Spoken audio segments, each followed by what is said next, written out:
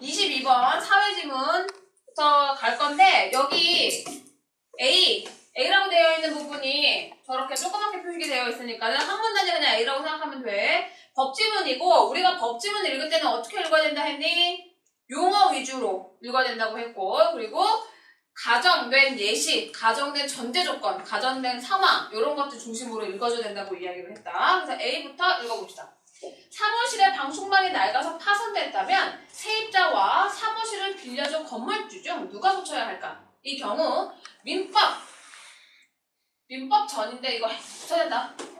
민법 전의 법조문에 의하면 임대인인 건물주가 수선할 의무를 지닌다. 얘들아 뭐에 의하면? 법조문에 의하면 누가 수선할 거야? 건물주가 수선할 거야. 법조문에 의하면. 자 근데 사무실을 빌릴 때 간단한 파손은 세입자가 스스로 해결한다는 내용을 계약서에 포함하는 경우도 있다. 얘들아 어디에? 계약서에 뭘 포함한대? 세입자가 스스로 해결한다는 내용을 포함할 거래. 자 그러면 계약서의 내용과 법조문의 내용이 같아 달라? 다르지? 같지? 않지? 자 이런 경우를 이제 설명을 해줄 거야. 이처럼 법률의 규정과 계약의 내용이 어긋날 때, 다시 말하면 법률의 규정이라 하면 법조문에 있는 내용, 계약의 내용이라 하면 계약서에 있는 내용이 서로 같지 않을 때 어떤 것이 우선 적용되어야 하는가를 법적 불이익은 없는가 등의 문제가 발생한다. 이해가 됐니? 자 그럼 첫 번째 상황에서 말해주고자 하는 게 뭐야? 계약서의 내용과 법조문의 내용이 어떻게 됐을 때 일치하지 않는 경우에 어떻게 해야 되냐? 그러면 법적 불이익은 없냐? 요 경우를 살펴봐 줄 건데 너네가 읽어서 알겠지만 몇 개의 경우를 말해줬어? 여기서는 세 가지의 경우 말해줬었거든. 그래서 그거를 같이 봅시다. 사법은 개인과 개인 사이의 재산, 가족관계 등에 적용되는 법으로서 이 법의 영역에서는 계약 자유의 원칙이 적용된다. 얘들아 어디? 사법에서는 계약 자유의 원칙이 적용된대. 계약의 구체적인 내용 결정 등은 누가? 당사자들 스스로 정할 수 있다는 것이다. 뭐에 구애받지 않고? 법조문에 구애받지 않고 당사자들이 스스로 정할 수 있다. 따라서 당사자들이 사법에 속하는 법률의 규정과 어긋난 내용으로 계약을 체결한 경우에 어떤 게 우선 적용된대? 법조문하고 계약문 중에서 어떤 게? 계약의 내용이 우선 적용된다. 오케이? 이처럼 법률상으로 규정이 되어 있다 하더라도 당사자가 자유롭게 계약 내용을 정할 수 있는 법률 규정을 뭐라고 한다? 임의법규라고 이야기를 한다. 사법은 원칙적으로 임의법규이므로 사법으로 규정한 내용에 대해 당사자들이 계약으로 달리 정하지 않았다면, 만약에 계약서에 아무 말도 명시가 안 됐다면 그냥 원칙적으로 뭘 따르면 돼? 법률의 규정을 따르면 되고, 법률의 규정이 있는 조항일지라도 계약서에 따로 명시했다면 어떻게 될 수 있다는 얘기야? 계약서의 내용을 따르면 된다는 얘기야. 자, 그래서 첫 번째 거 문단 정리를 해볼 건데 일단 A지문 볼게요. A지문에서 말해보자 했던 게 뭐였지? 계약서의 내용과 뭐가 달랐을 때? 법조문의 내용이 어떻게 됐을 때?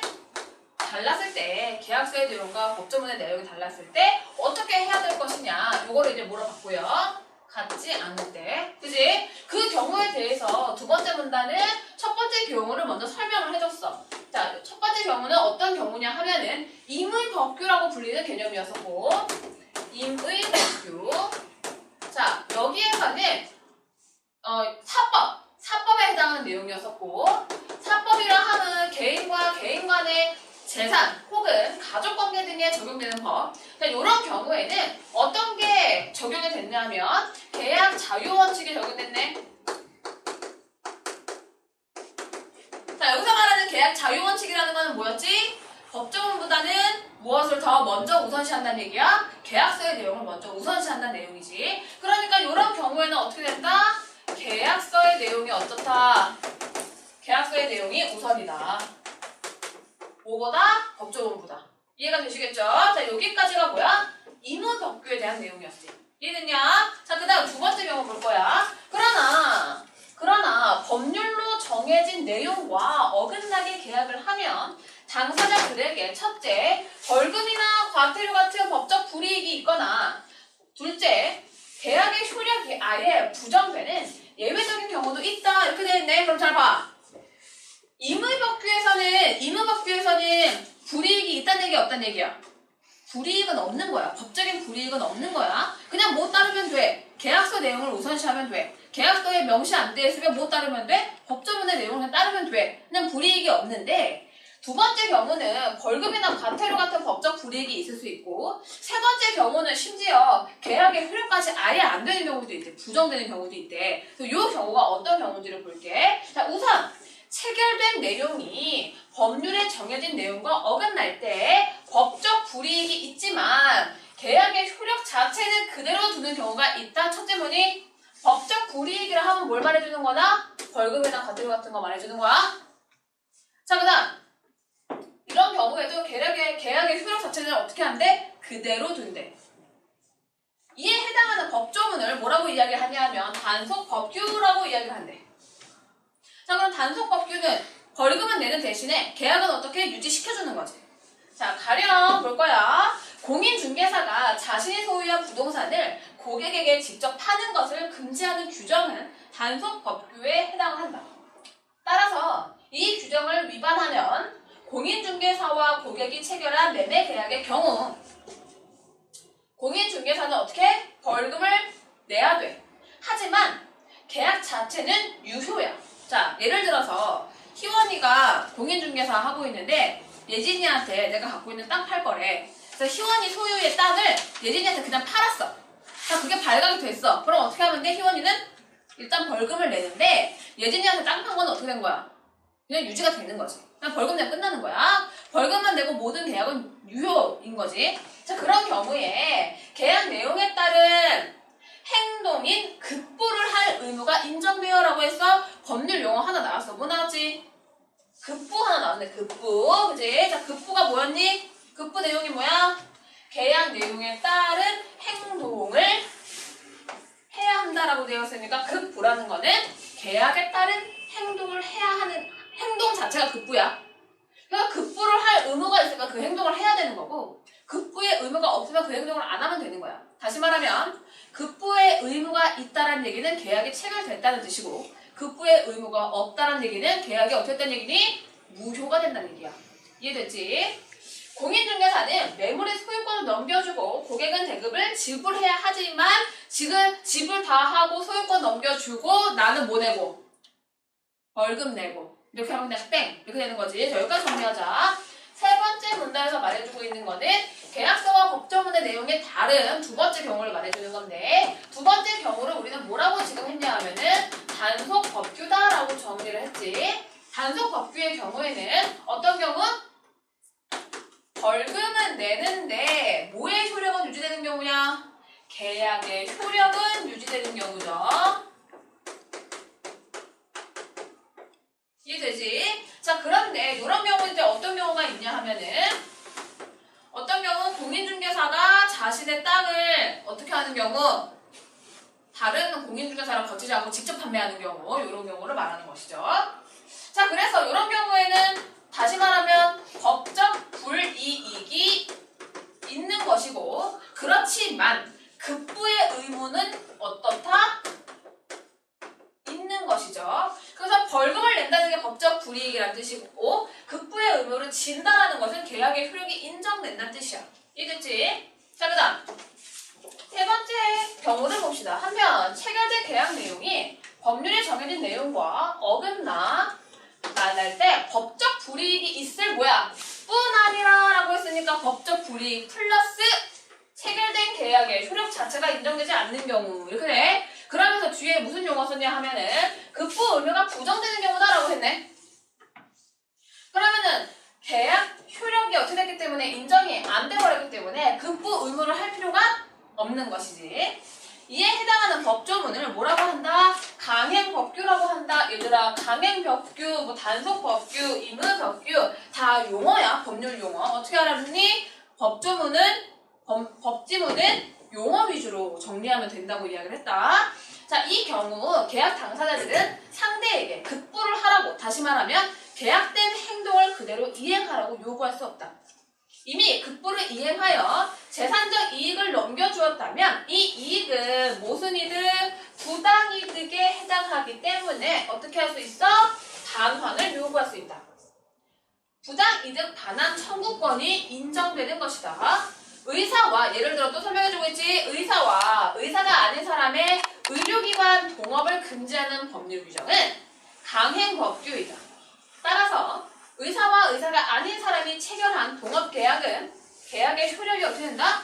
부정된다. 다만 계약에 따라 이미 동업자금을 건넸다면 이 돈을 반환하라고 요구하는 것은 가능하다. 이렇게 되어 있네. 자, 그럼 요 문단 정리할게요. 네 번째 문단이고요. 자, 첫 번째 임의법규, 두 번째 단속법규 했고, 세 번째 뭐에 대해서 설명해줬니? 강행법규의 조항을 설명을 해줬고요. 자, 강행법규의 경우 어떤 경우냐 하면은 벌금을 낼 뿐만 아니라 뭐까지? 계약의 효력까지 어떻게 된다? 없어지는 것이다. 그치? 자, 요런 경우에는 다시 말하면 법적인 불이익이 있고요. 그리고 두 번째는 급부 의무가 있다 없다? 급부 의무가 없다. 이렇게 됩니다. 자, 그랬을 때에 여기서 하나는 더 말해준 게 이제 부당이득에 대한 것이었는데 여기 얘는 뭘 할 수 있다니? 부당이득 반환 청구권이라는 것을 가질 수가 있대. 다시 말하면 부당한 이득, 계약 효력이 인정되지 않는 계약으로 인해서 얻은 이익은 어떻게 할 수 있다? 반환하라고 말할 수 있다. 이해가 됐지? 자, 그런데 이제 문제는 한편이라고 해서 체결된 내용이 법률에 정해진 내용과 어긋날 때 뭐야? 이상하네. 앞에 볼게. 그러다부터 볼게. 그러나 강행법규에 의해 계약의 효력이 부정되었을 때 부당이득 반환 청구권이 뭐하는 경우? 인정되지 않는 경우도 있다. 인정되지 않는 경우도 있다. 그럼 이번에는 뭐 볼 거니? 부당이득 반환 청구권이 어떻게 되는 경우? 인정되지 않는 경우를 보겠지. 어떤 경우냐? 급부의 내용이 위조지폐 제작처럼 1번 비도덕적이거나 2번 반사회적인 행동이라면 계약의 효력이 인정되지 않을 뿐 아니라 이미 넘겨준 이익을 돌려받은 권리가 부정되는 원칙이다. 오케이. 그럼 뭐니? 이미 넘겨준 이익을 돌려받은 권리도 어떻게 된다? 부정된다. 그러니까는 뭐 할 수 없다? 부당이득을 반환할 것을 청구할 수 있다? 없다? 없다. 국가가 개인 간의 계약에 개입하는 것은 국가의 안보, 사회 질서, 공공법리 등의 이출처 정당한 입법 목적을 달성하기 위해서이다. 자, 그럼 얘들아 볼게.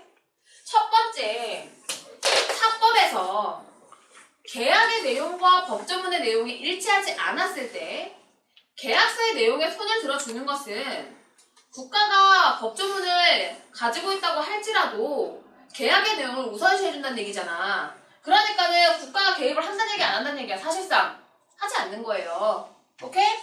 단속법규는 벌금만 때려주고 계약을 인정을 해줬잖아. 그럼 국가가 조금 개입한 거야. 오케이?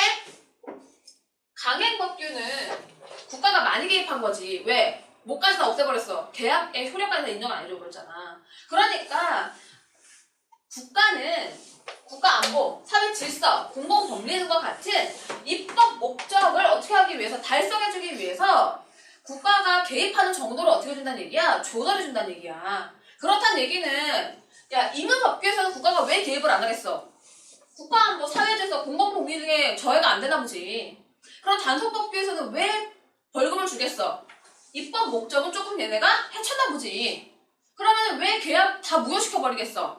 공공법리, 국가안보, 사회 질서를 완전 다 없애버렸나 보지. 걔네들의 행위가. 그러니까 국가가 어떻게 해가지고 차등적으로 개입을 해가지고 계약서에 제한을 두는 거 아니니. 이해됐지? 그래서 뒤에 내용 이 경우 계약의 자유를 제한하려면 필요한 만큼만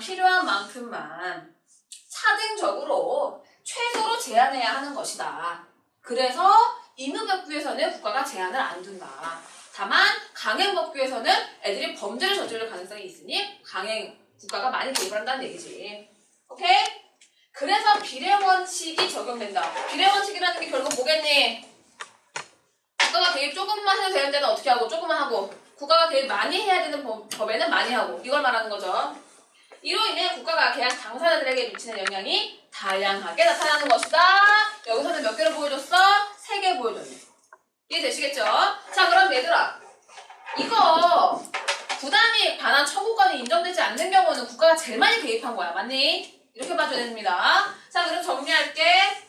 지금 5번 문단에서 뭐 말해줬냐면은 강행 법규 중에서 부당이득 반환 청구권이 인정이 안 되는 경우 봤어. 오케이. 자, 그 다음 6번 문단은 뭐니? 6번 문단에서는 입법 목적을 달성하기 위해서 국가가 차등적으로 비례 원칙을 적용하여가지고 뭐 해준다? 제한을 준다. 이런 얘기 해주네. 이해됐지? 자, 여기까지 분문 끝났고 문제 갈 거야. 자, 임의벽규에 해당하는 법률 조항과 이에 어긋난 계약 내용 가운데 계약 내용이 우선 적용된다. 어디에서는? 임의벽규. 1번 맞니? 오케이. 2번 뭐야? 임의법규가 단속법규에 비해 계약 자유형 원칙에 더 부합한다. 왜? 국가가 뭘 안 하니까. 제한을 안 두니까. 3번 단속법규로 국가가 개인 간의 계약에 개입할 때에는 야 비례원칙이 왜 적용이 안 되니? 비례원칙 때문에 임의법규, 단속법규, 강행법규 3가지의 사례가 생겼는데 3번 정답 되겠지. 4번 단속법규로 입법 목적을 달성할 수 있는 계약에 대해 강행법규로 국가가 개입하는 것은 비례원칙으로 인해서 정당화될 수가 없는 거지. 왜? 국가가 쓸데없이 더 많이 개입하게 되는 거란 말이야. 그러면은 당연히 여기서처럼 계약 자유형 원칙을 국가가 침해하는 거겠지. 이해되시겠죠? 자, 그 다음 5번. 강행법규를 위반한 계약일 때 급부, 아까 뭐라 그랬어? 급부가 계약서의 내용을 행동으로 이행하는 게 급부인데 급부의 내용에 따라 부당이득 반환 청구권의 인정 여부가 달라진다 라고 했네. 그죠? 그래가지고 부당이득 반환 청구권의 인정 여부가 급부의 내용이 뭐냐? 비도덕적이거나 반사회적이면은 어떤 것이고 부당이득 반환 청구권을 인정할 수가 없고 반인류적이거나 아니면 반사회적이지 않으면 청구권은 할 수가 있는 거죠. 이해되셨죠? 그래서 급부의 내용이 뭔지가 이제 중요하다. 이렇게 되겠고요. 자, 그 다음 23번 보자. 윗글에 참고한 예진아 씨 왜 그래? 3번이라고 아까 얘기했잖아.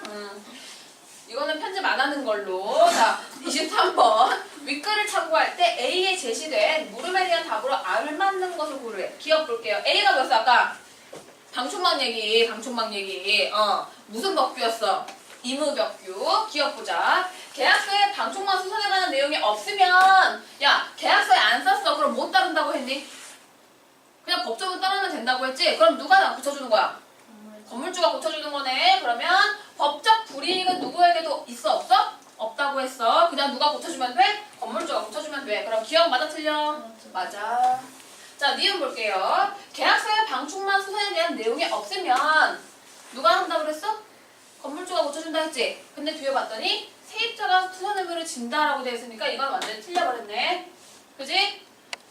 그리고 뒤에 보니까 법적 불이익을 받는다라는 이상한 말도 있지? 요것도 틀려버렸죠. 3번 지급 볼게. 계약서에 세입자가 방충망을 수선한다는 내용이 있으면 그냥 누가 수선하면 돼? 세입자가 수선하면 되고 벌금 낼 필요 있어 없어? 없어. 그지? 왜? 얘는 불이익이 없으니까. 그냥 계약서대로 이행만 하면 되니까. 그래서 법적 불이익은 누구에게도 없다라는 이 서술어가 맞는 말이 되는 거죠. 그럼 일단 기본적으로 뭐가 맞아? 기억하고 디귿이 맞으니까 답은 몇 번으로 나올 수 있어? 2번으로 나올 수가 있는데 리을을 잠깐 볼게요. 계약서에 세입자가 방충망을 수선한다는 내용이 있으면 세입자가 수선 의무를 지는 건 맞는데 뒤에 서술어가 틀렸죠? 법적 불이익을 받는다. 요 말이 틀렸죠? 임의법규는 법적 불이익이 아무에게도 없으니까. 이해됐니? 그 답은 몇 번 된다? 2번 된다. 니은의 공통적으로 가장 적절한 것을 고르라고 했는데 기억이 뭐였니? 공인중개사가 땅 판 거. 그거 아까 뭐였냐면은 기억이 뭐였냐면 단속법규였고요. 자, 니은이 뭐였니? 니은 의사와 의사 아닌 사람이 공동으로 계약 체결한 거. 그건 뭐였어? 강행법규였어. 자, 강행법규와 단속법규의 공통점은 뭐였냐 하면은 임의법규와는 다르게 부당이익, 다시 말하면 부당이익이란다. 불이익, 벌금 내는 거 불이익이라고 했지. 불이익을 받는 사람이 반드시 있다는 거지. 다만 강행 법규는 불이익에다 플러스 뭐까지?